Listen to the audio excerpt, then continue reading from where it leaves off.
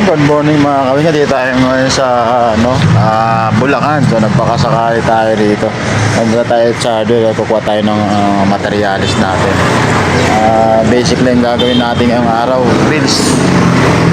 Kasi nga nakalipat na pala sila roon sa ginagawa namin nilipat na pala sila nung nakaraan pa.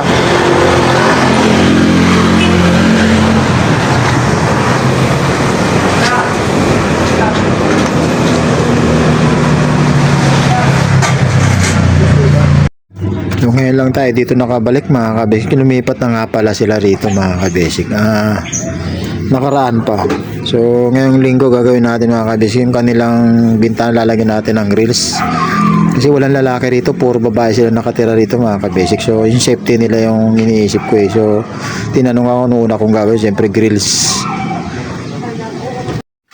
So yun nga, patapos natin sukatin yung mga bintana. So yun, gumawa muna ako ng frame. So 1 by 1 nga pala yung ginawa kong framing dyan. So yung magiging design niya 3/4 lang. So puro 1.5 yan mga ka-basic yung ganyang kapal.